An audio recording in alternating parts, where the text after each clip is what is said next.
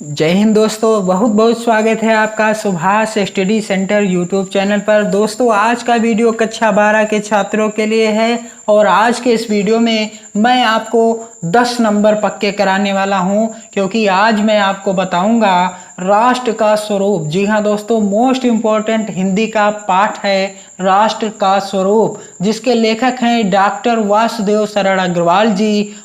और इस पाठ का दोस्तों मैं आज दूसरा गद्यांश, जो कि आपकी परीक्षा के लिए मोस्ट इम्पोर्टेंट है, उस गद्यांश से संबंधित जितने भी प्रश्न आते हैं आपकी परीक्षा में, उनका मैं आज उत्तर बताऊंगा, क्योंकि यहाँ से आपको 10 नंबर मिलते हैं। तो आइए दोस्तों, मैं आपको बता दूं गद्यांश कौन सा है। धरती माता की कोख में, यहाँ पर मैंने डॉट डॉट करके अंत का यानी आखिरी का शब्द लिख दिया है। यहाँ पर आप देख सकते हैं, ये है आपका गद्यांश। धरती माता की कोख में जो अमूल्य निधियां भरी हैं, जिनके कारण वह वसुंधरा कहलाती है, उससे कौन परिचित ना होना चाहेगा। और अंतिम का शब्द है दोस्तों, होना भी आवश्यक है। और यह गद्यांश आपकी 2019 की बोर्ड परीक्षा में पूछा जा चुका है। और दोस्तों, इस गद्यांश से संबंधित आपको मैं प्रश्न दिखा देता हूं और उनका उत्तर मैं आपको बता देता हूं कि आप कैसे लिखेंगे। यहाँ पर आप देख सकते हैं दोस्तों, पहला प्रश्न दिया गया है दोस्तों। गद्यांश से आपकी बोर्ड परीक्षा में 5 प्रश्न आएंगे और प्रत्येक प्रश्न 2 अंकों का होगा और इस तरह से आपको 10 नंबर मिलेंगे। पहला प्रश्न है, उपर्युक्त गद्यांश के पाठ और लेखक का नाम लिखिए। उपर्युक्त गद्यांश के पाठ और लेखक का नाम लिखिए। इस प्रश्न का आप उत्तर कैसे लिखेंगे, आपको मैं सबसे सरल तरीका बताता हूं। पहले प्रश्न का उत्तर दोस्तों आप इस तरह से देंगे, पाठ का नाम क्या है? राष्ट्र का स्वरूप। राष्ट्र का स्वरूप। और लेखक का नाम क्या है? डॉक्टर वासुदेव शरण अग्रवाल। क्या नाम है? वासुदेव शरण अग्रवाल। आपको दोस्तों बस इतना ही लिखना है। अगला प्रश्न आप देख सकते हैं, दूसरा प्रश्न है दोस्तों, रेखांकित अंश की व्याख्या कीजिए। रेखांकित अंश की व्याख्या करना है। आप इसका उत्तर कैसे देंगे, आपको मैं पहले रेखांकित अंश दिखा देता हूं।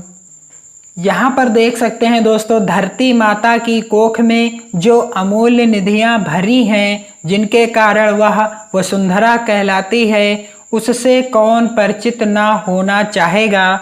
इनके नीचे रेखा खींची गई है। आपको इसका उत्तर देना है। आपको इस रेखांकित अंश की व्याख्या करनी है। आप हेडिंग डालेंगे रेखांकित अंश की व्याख्या। क्या हेडिंग डालेंगे दोस्तों? रेखांकित अंश की व्याख्या।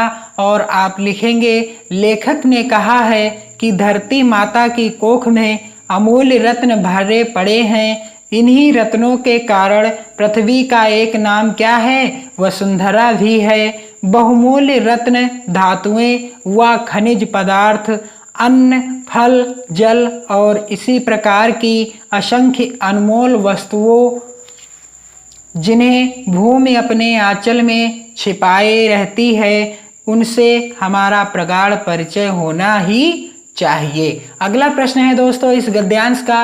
अगला प्रश्न आप देख सकते हैं, तीसरा प्रश्न है दोस्तों। यहाँ पर आप देख सकते हैं, दिन रात बहने वाली नदियों ने किस प्रकार से पृथ्वी की देह को सजाया है। इसका उत्तर आप कैसे देंगे दोस्तों? तीसरे प्रश्न का उत्तर, दिन रात बहने वाली नदियों ने पहाड़ों को पीस पीस कर अगणित प्रकार की मिट्टियों से पृथ्वी की देह को सजाया है। कैसे सजाया है? अगणित प्रकार की मिट्टियों से पृथ्वी की देह को सजाया है।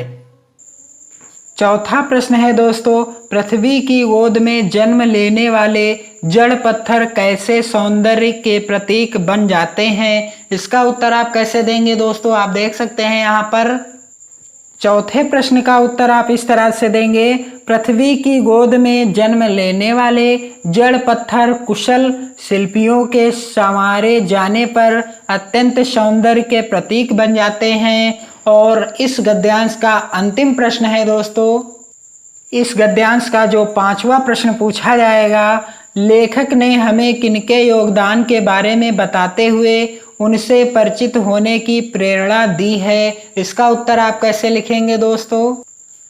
लेखक ने हमें छोटे छोटे पत्थरों के योगदान के बारे में बताते हुए उन अमूल्य निधियों से परिचित होने की बात कही है। इस तरह से दोस्तों आप इस गद्यांश से 10 नंबर की तैयारी कर सकते हैं अपनी बोर्ड परीक्षा के लिए, क्योंकि राष्ट्र का स्वरूप, सबसे पहले तो आपको ध्यान रखना है कि राष्ट्र का स्वरूप के लेखक कौन हैं, डॉक्टर वासुदेव शरण अग्रवाल जी हैं। और ये जो गद्यांश है आपकी बोर्ड परीक्षा के लिए मोस्ट इम्पोर्टेंट है। और इसका आप फ्री पीडीएफ प्राप्त करने के लिए वीडियो के डिस्क्रिप्शन बॉक्स में जाएं और दी गई लिंक पर क्लिक कीजिए, आपको फ्री पीडीएफ प्राप्त हो जाएगी।